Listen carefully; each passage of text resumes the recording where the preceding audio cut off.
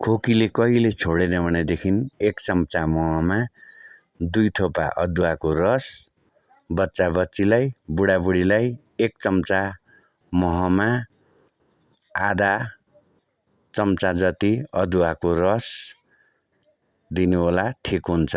If you have cough for a long time, you take 1 teaspoon honey and 2 drops of ginger liquid.